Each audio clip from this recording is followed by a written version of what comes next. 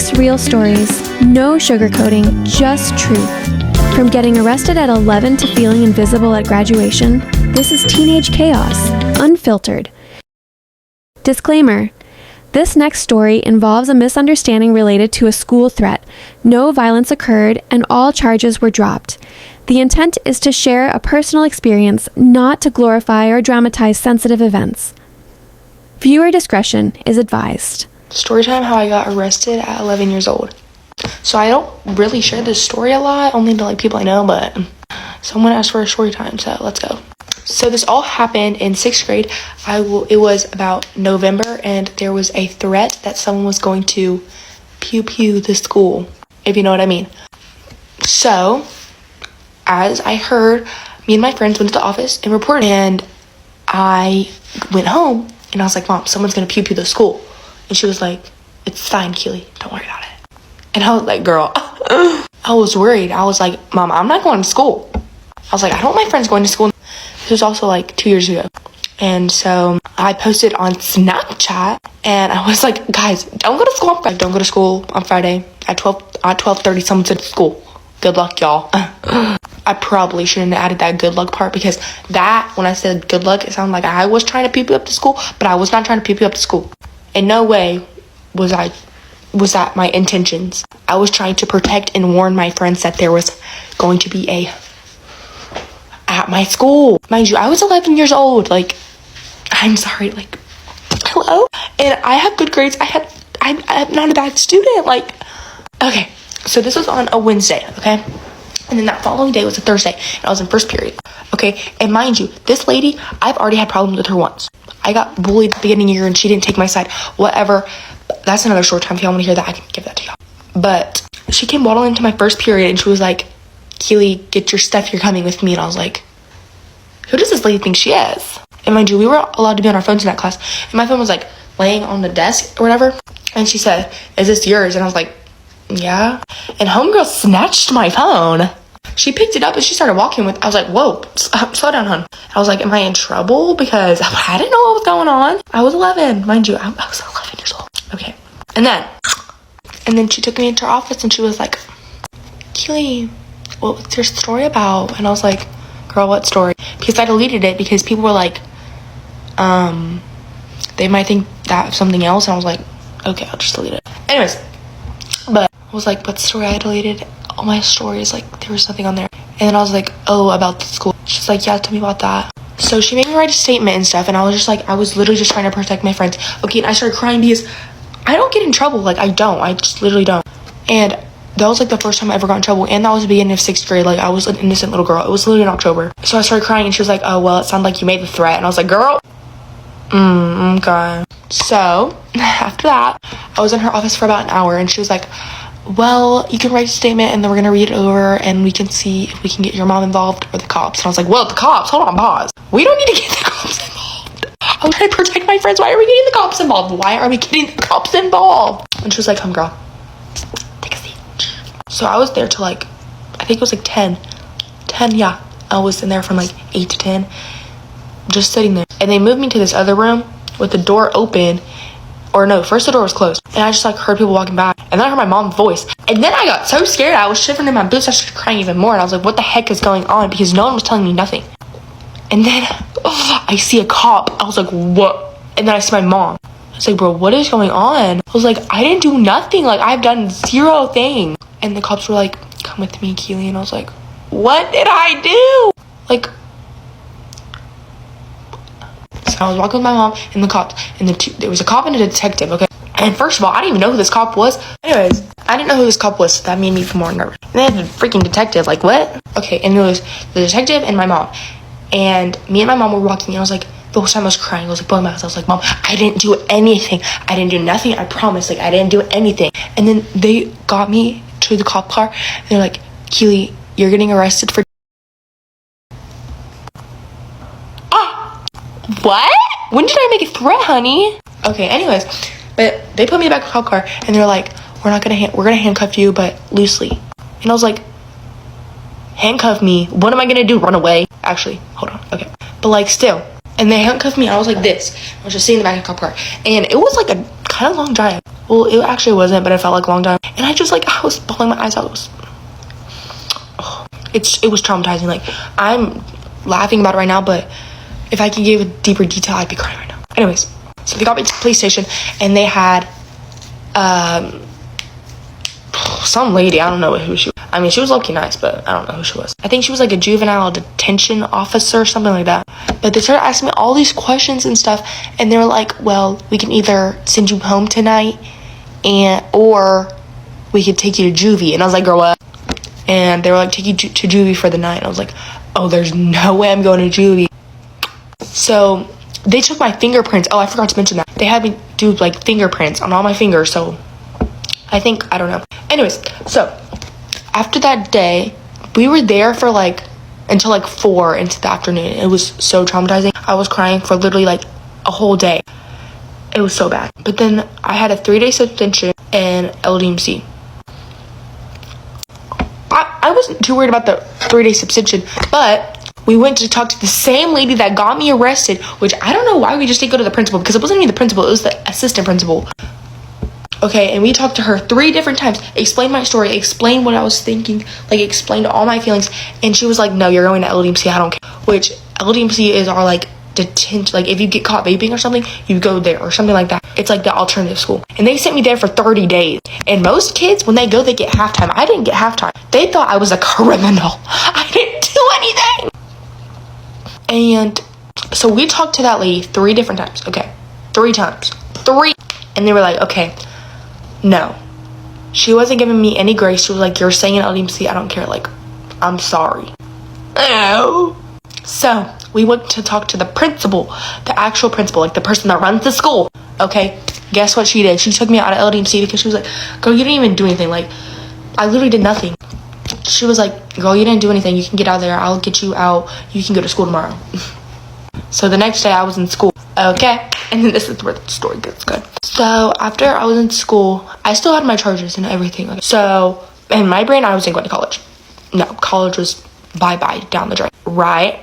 But about a few days later, they called us to the juvenile detention center, and I explained my story, I explained my side, and they were like, yeah. And they took my like thing to court, and they got it back, and they were like, okay, you didn't do anything, this was all unnecessary, and all your charges are dropped. So they put me through all of that trauma for 0 reason. So I had went through all of that, and I still had the trauma and all this stuff. It was for what? Just for me to get my charges dropped. So yeah, that's my story time on the last video. I can make so many other story times on 6th grade year because it was really the worst year of my life, and that's literally the reason why I've moved towns and everything. So if y'all want more story times, just tell me that and I will give them to y'all. So that's it. Bye. From fear to self-doubt, the next story is something so many people secretly relate to. Let's go. Does anyone feel like they're like the ugly friend sometimes? Not even feel, but like I know that, and I just don't like I know I'm not as pretty as my friends, but I don't really pay attention to it because, you know, like it's like whatever, like you kind of just accept it at a point. I swear this is not rage debate, okay? A lot of things have just been piling up on me lately. So yesterday, this guy slides into my DMs, and he's really cute. I think he's really cute. He's this blonde guy. He's super ripped. He's tall. And he's, like, really nice. And he hits me up. He's like, hey, like, where are you from? Like, oh, like, what sports do you play and stuff? And so I was like, oh, like, guys, I'm getting busy. No, you're not. Anyway, we're talking for quite a bit now. And he sent me my own post. And I was like, why is he sending me my own post? I thought he was like gonna compliment me or something, like the delusional person I am. And he's like, oh, who's on the right of you wearing white? And I was like, oh, like that's my friend, blah, blah. And he's like, oh, like, do you think you could put me on with her? And I was like, okay, like, why didn't you just slide into her DMs if you wanted her instead? Like, I don't understand why you needed to talk to me. And he's like, oh, well, she didn't reply. And like, I don't know, you just looked like you'd reply. Like, what do you mean I look like I'd reply? And like, he literally knew what he was doing, and now I just feel stupid. Like, why did I reply? Like, this, like, I literally didn't have a chance with him in the first place. I don't know why I replied. I just thought for once, I was like, oh my gosh, guys, like, I'm actually, like, someone's actually, like, talking to me. I don't know, someone actually, like, slid up on me. And I was so excited, and I was so hyped. Anyway, I sent him her account, and that's it. Like, I'm not even gonna put extra effort into it because you're and that I am my friend's #1 supporter. Like, seriously, I'm like so envious of my friends, but it's not their fault. Like, they can't do anything about the fact that they're pretty. Like, there's nothing they can do about that. And I love my gorgeous friends. It's just when I'm like standing next to them, taking photos with them, and like this literally just sounds so mean. Like, literally no one gets it. And whenever I talk about it, everyone's always like, oh my gosh, stop rage baiting. You're so annoying. Like, shut up. Oh my gosh, you're so pretty. Like, that's literally a lie. You're just saying that because I'm upset. Like, you're not saying that because you actually mean it. You're saying that because you know I'm visibly upset. Like, what else are you gonna say to someone like that? But there is that one day where you just had that realization and you just had to sit with it. Like, for example, I actually started talking to this one guy. He was really, really nice. And we were like gonna hang out and everything. And I started talking to my friend about it. And I'm like, oh my gosh, I'm so excited for this date with this guy. Like, it's gonna be so much fun. I like him so much. And she's like, oh my gosh, that's amazing, Bella. Like, you haven't talked about a guy in a while. Like, I want to see what he looks like. Can you like show me his Instagram? And I pull up his Instagram and I show her, and she's like, oh, Bella, you could do so much better than that. Like, I don't think you realize that. Like, I can't. Like, oh my gosh, Bella, no, that he's so under your league. You can do so much better than that. But you don't get it. Like, in every situation, you aren't the replaceable one. You're the person that everyone chases. You're the person that people hit me up to get to you for. You're the person that people are obsessed with. You're the person that people buy drinks for. You're the person that people do stuff for. She's like, no, you can do so much better. Like, you don't understand. He's not the replaceable one. I am. I don't think my friends get it. Like, no matter how much lashes I put on, no matter how much I dye my hair, no matter how much I wear jewelry, no matter how much I dress up, like, it's not gonna compare. And I like try to keep up with my friends, and it's like, it's not, like, they don't get it. But then when I say that, they're like, oh, Bella, like, no, you're so beautiful. Like, no, you're not. And that's not me being like attention seeking, and that's not me being insecure. That's just me being realistic. It's just like, it hurts. And like, I know how much like I change myself. I'll never like be anywhere close to where they are. Like, no matter how much lashes I put on, no matter how much I get my nails done, I'm still gonna be me. And I love me, but sometimes I'm never gonna be the person that guys buy drinks for. I'm never gonna be the person that other people hit up for. I'm never gonna be anyone's first pick, and I'm aware of that, okay? And I have strengths to me, and I love me, and I love how my best compliments are always, you're so sweet, you're so well spoken. Because honestly, I'd rather be a good person than be pretty, but sometimes it's like, I wish I had a little bit of both. And I just wish my friends could realize like how pretty they are and how different their lives are from mine. Because they'll go out shopping and some random guy will pay for them. Or they'll go out to dinner and they'll get their check paid or get drinks bought for them. But they don't realize, like, people will ask me, oh, we should go on a 2-man. And I'm like, oh my gosh, yeah. And then they're like, oh, can you bring that one and then specific friend? Like, she's so pretty, but you could have my friend. And it's like, okay, like, never mind. Like, I don't know. I just like, no matter what way I say this, it's just gonna sound wrong. Like, I know I'm that girl that people say like, oh, like, Bella's so sweet, instead of like the person that like turns heads when they walk in. And I know that, and I'm aware of that. I'm very self-aware, and that's okay. Everyone lives very different lives, and I honestly don't think I'm that ugly, and my life could be worse. And I love my friends. I love them to death. I have lots of new friends, guys. Not the friends I complained about before, but they're absolutely gorgeous. And I love my friends. And this just sounds so fake, but sometimes like I can't help but look at them and be like, damn, like, you're living such a better life than me just because of the way you look. And most of the times they aren't even aware of that. Oh, like, I'll complain about this subject to them, and they're like, no, Bella, you're gorgeous. And I feel like they're just saying that because they can't seriously comprehend the situation, because they've never been in this situation. They've never been replaceable. They've never been the person that people like for their personality. I feel like with them, you know, you just look at them, you're like, oh my gosh, I'm in love with her. But then when you look at me, you don't like me initially. You only like me after I open my mouth. You only like me after you get to know me a little more. And I just hate being the friend that people think is so approachable, because I'm not approachable. I shouldn't be like that. But I don't know. So I'm gonna get a little delusional and a little excited, and I think that someone likes me, and I'm like, oh my gosh, and I get so excited, and I just find out that they're really just talking to me to get close to my friends, which is fine, because I love my friends, and they're gorgeous girls, but it just hurts. Like, if you wanted them in the first place, if you wanted them, then why don't you just talk to them? You don't have to talk to me just because I'm approachable. But yeah, that's my hot take. That was my yap for the night. Hopefully it didn't sound as horrible as I feel like it's coming out. I feel like I do not sound like a supportive friend right now, but I love you guys so much. Thank you so much for getting good ready with me, and I'll see you guys next time. Bye, guys. Okay, now this one's more on the creepy side. Strange things happening at school that make you question reality. Let's see what happened. I used to go to an all-girls private school in England, and you best believe it was weird and is now completely shut down. So get ready with me while I tell you weird things that happened to me at that school. So I actually do think it was a Catholic school, and it was really old. Like, it had been around for a long time. And as you can imagine, the chapel would have been ancient too. So I don't know anyone that ever went in there at all. And when I say chapel, it was like tiny. It was like a chapel, but just small. It was probably the size of my bedroom, which isn't that big for a chapel. And it was a really strict but chill school at the same time, especially my year 5 and 6 science teacher. This guy was the most unbothered guy I think I will ever meet. I mean, we were in year 5 and 6, so I guess science really didn't matter that much. But he would fully let us play Roblox on his computer in lesson. And just to add, it was the tiniest school ever. And I don't mean the campus. The campus was massive. But the sizes of my class, at one point there was 5 people in my class. At this time I reckon there was like 10 or 12 people in my class. So we would be in one building where mainly all our classrooms were. But we had to walk over to the other campus to do science, because we had a whole lab, which was literally on a little roof, and it used to shake in the wind. I'm not joking. But as it was a private school, they had to be a little bit bougie, didn't they? And they put codes on every single door.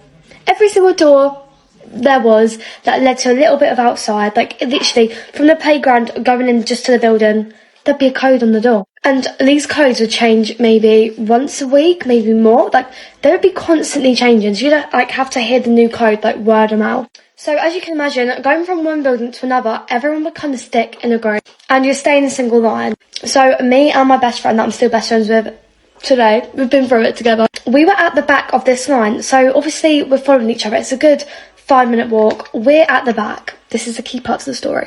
And you have to walk through the canteen area, and then there's a door. And then in that door you have to put the code in, go down the stairs, and then you're outside. Not fully outside, but you're in the bin area where the door to the chapel is.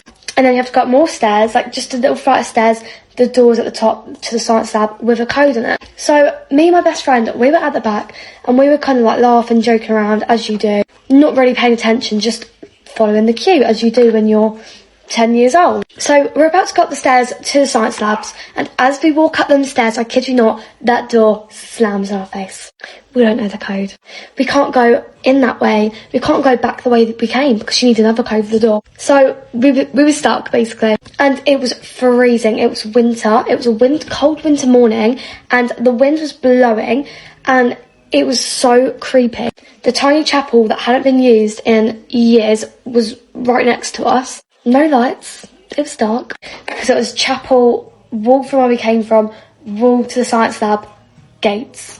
So there was no light other than what was coming from above. So me and my friend stood here like, what do we do? Obviously we were laughing. We were like, haha, very funny. We've been knocked out. Someone's going to come get us now. Minutes passed by. As you can imagine, nobody came to get us. In seconds, it became really funny to not funny at all. We were terrified. We were 2 little 10-year-olds stuck outside in the dark, in the freezing cold, on a winter's morning next to a chapel that hadn't been used in years. So you can imagine we were terrified. We start banging on that science door like, hello, you locked us out. We're out here banging for minutes. Minutes pass by. We're still going. No one. Because behind that door to the science labs, there's another flight of stairs and then another door. So they were never going to be able to hear us. At this point, we accept fate. We're like, okay, well, we're stuck up here till they come out. And throughout all of this, you'd think, oh, they'll take the register. The runners you're missing. No.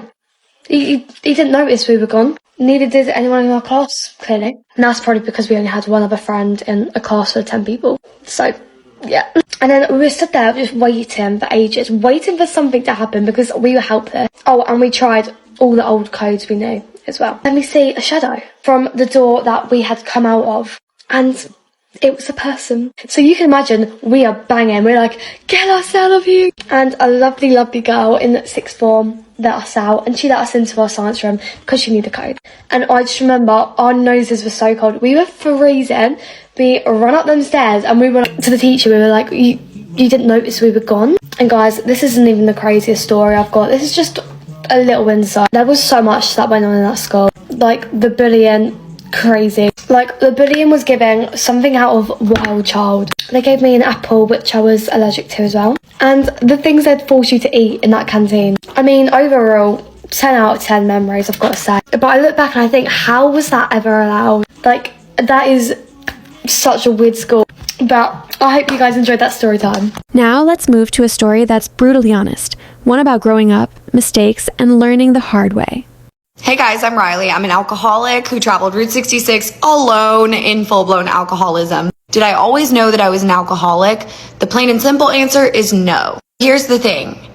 I have always struggled with consumption of alcohol, the consequences I received from my drinking. That has always been very blatantly apparent in my life. So for today's story, we're going to travel all the way back to when I was in high school. Yes, so much fun. I was in high school from 2011 to 2015, and I started drinking the year before I went to high school. So 8th grade. Fun fact about me, but even in high school, I was known as the person who drank way too much. And I was always grounded due to drinking, getting caught, whatever. I wasn't good at it from a very young age. So it's the night of my high school's #1 rival football game. If you're from Louisville, it was the male versus manual game, which is huge, okay? We have a whole pep rally the entire week leading up to it.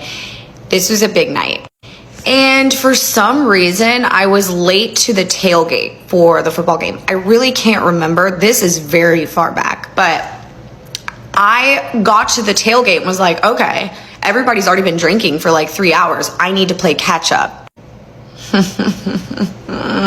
So I'm taking pulls and pulls and pulls and pulls and pulls, and there's no spacing in between, okay? It's this excitement inside of me. I'm excited to drink. I'm excited to turn up at this football game. There's probably some boy that I'm obsessing with at the time that I want to drunkenly make out with in the parking lot. So then it comes time to go into the actual football game, and I'm like, yo, we lit. Let's do it.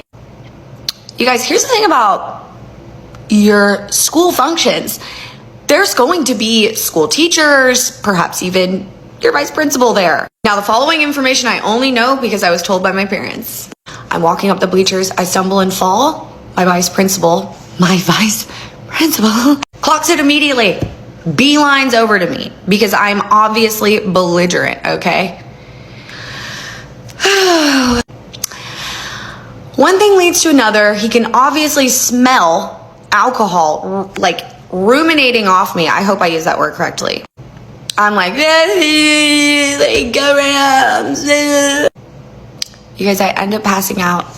Classic me behavior. I end up passing me out. My vice principal gets a hold of my parents. He ends up having to carry me. My vice principal has to carry me to my father and hand me off like a newborn baby. Here, you want to hold her? Oh, brother. Oh my God. Again, I obviously don't have any memory of this, but my mom tells me that night, my dad carries me into the house.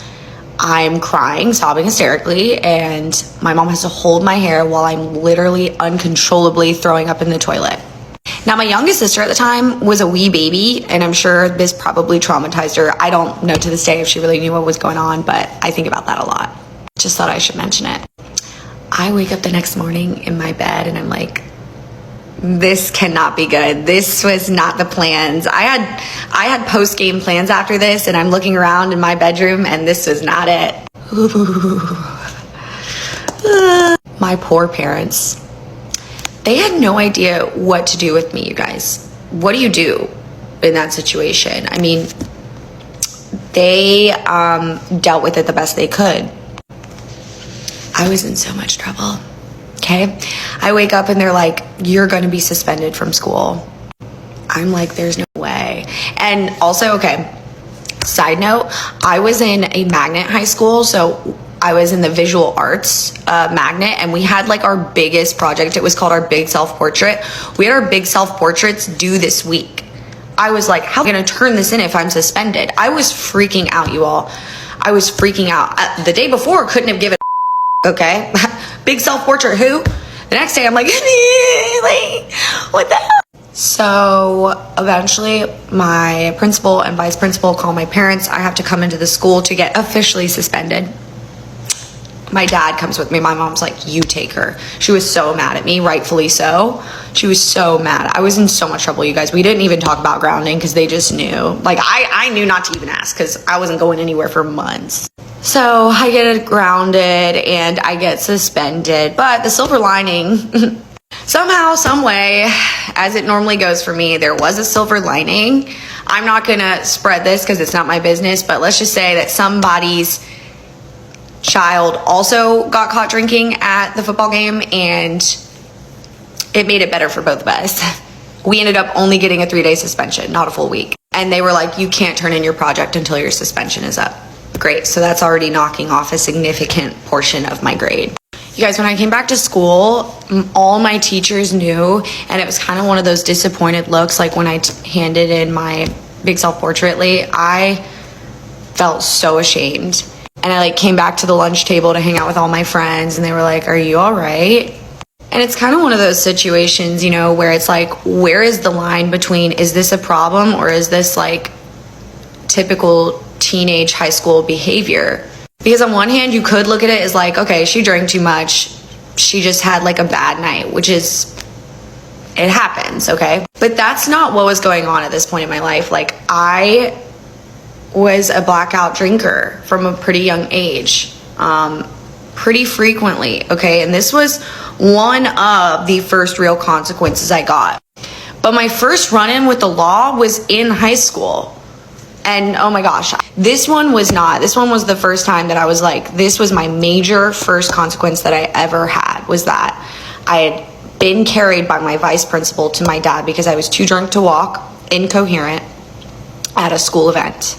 And my poor parents, because I just did this to them so many times, like consistently over and over and over again. And I villainized them like every single time. I was like, I only drink because you guys won't let me, because you ground me every time I drink. You guys, I was an idiot with my drinking. I got caught every time because I couldn't control the amount of alcohol going into my body. And then I would blame my parents for it, which is just completely unfair. Looking back at that, like, I wish I could give myself a hug. I don't think I would have been receptive to going to treatment or anything in high school, but I wish I could have given myself a hug, and I wish I could tell myself what I know now. But I'm so grateful, you know, that things played out the way they did, because I live this beautiful life now. But yeah, looking back on high school is rough. There was definitely an alcoholic seed planted, and I was just completely blind to it. I thought that everybody else drank the way that I did, and that just was not the case, okay? If I were to be in a group of 10 people, I was probably the only person out of those 10 people that drank in the way that I did and had the consequences that I did along with it. Thank you guys so much for listening. As I always say, my intentions with these videos is to help one struggling person. So if I've done that, I've done my job already. I love you guys so much. Stay tuned for more story times. Bye. Next, we hear from someone opening up about a loneliness, something most teens just never admit out loud. Does anyone else feel like they're constantly begging for people to hang out with them? Because it's literally 8 p.m. on a Saturday and I'm getting ready to go to sleep. I feel like I'm crying over the fact more that I'm literally a teenager and I'm going to sleep at 8 o'clock because I have no friends to hang out with. Literally this semester, I swear I've hung out with like no people. Like, I've been home or either working every single day. That's why I created this TikTok account, because I was just so bored. Like, I genuinely don't think anybody considers me their best friend. I feel like I consider a lot of people like my closest friends, but it's like not mutual, I guess. Because, like, these same people I've been friends with for years are the ones that, like, never want to, like, do anything with me. There's no reason I should be sending, like, 3 texts in a row saying, do you want to hang out today? And then you don't respond to, like, any of them. And say later, oh, sorry, I didn't see it. Knowing damn well you saw my message. Also, it's okay to say, like, no, can we go a different day? Just, like, flat out not responding is so annoying. Or, like, people that just, like, say, oh, like, they have to schedule, like, weeks out in advance or, like, months out in advance just to hang out with you for 2 hours. It, like, honestly, like, annoys me. And then you see them, like, hang out with all their friends for, like, ever. Like, when people make plans with me, they always, like, cancel, like, immediately. Like, they always just, like, cancel so last minute. I'm literally getting ready to go, like, hang out, and then they just, like, cancel out of nowhere. I was just looking so forward my entire day to hang out with you, and then you just randomly cancel. Thought I had, like, a mutual best friend last year, and then, like, she got a boyfriend, and then she stopped, like, hanging out with me. Like, we would hang out, like, every day. and then she just like got a boyfriend and then would hang out with him all the time, and somehow like getting a boyfriend equals like no time for friends. Like, it makes no sense. As girls, why are we doing that? Like, aren't we all girls? I don't understand why the second you get a man, you ditch every other person you know.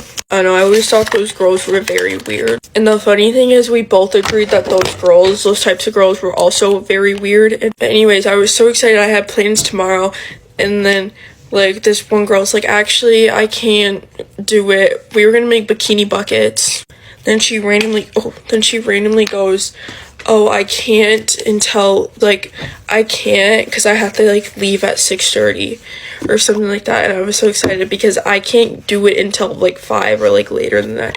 So I'm going to a grad party, but, like, and I work. A lot of annoying guys I know, they, like, make fun and they're like, ew, why are you crying on the internet? Like, because everyone's feelings are valid. Like, why are you trying to bring other people down just for having feelings? Like, even for graduation, I have, like, no friends in my grade that I, like, talk to. Like, these people talk to me sometimes, but they don't, like, actually hang out with me or anything. So I don't know who I'm gonna talk to at graduation, and I'm considering not going to this, like, after party thing because, like, that's so embarrassing if I just talk to myself. Like, I'm friends with this one girl, but she has a best friend, so they're, like, inseparable. Like, they only talk to each other. Like, I'm honestly so scared for graduation because, like, when everyone's taking pictures with all their friends, what am I gonna do? Like, I don't even want to go. Like, I don't want to go to graduation, and it's so sad because, like, since, like, kindergarten, you, like, dream about this day, and I'm like, I don't want it to happen. Thanks for listening to a little rant, but I'm just really upset, like, very. And they're so embarrassing because so many people from my school follow this account now that I don't even know. Like, I, like, know of them, but, like, they don't ever talk to me or anything. It was so weird. My voice sounds so stupid because I have my retainer in. If you live in Minnesota, please be my friend because I'm just have nothing to do the whole summer. I'm working 40 hours at one of my jobs and then 20 hours at my other job just because I have nothing to do. And finally, ending on a mix of chaos and truth. The stuff that shouldn't be normal, but somehow is, in her school. Things that are way too normalized at my high school. I don't know why, but at my school, fake gangs are so normalized. We don't even live in a bad part of town at all. Drinking at 9 a.m. and calling it normal. Thinking it's cool to not try in your classes and talk about everyone, including the teachers. Dating a freshman as a senior. This one might get me some hate, but furries. We have like 1,000 of them. Talking bad about your own friends, but still going to lunch with them every single day. At my school, we have about 2 fights a week. And I just think it's a little too normalized. Adding on to that, doing things in the parking lot during lunch, I have seen countless times. Thanks for watching. Don't forget to subscribe for more Teenage Tales.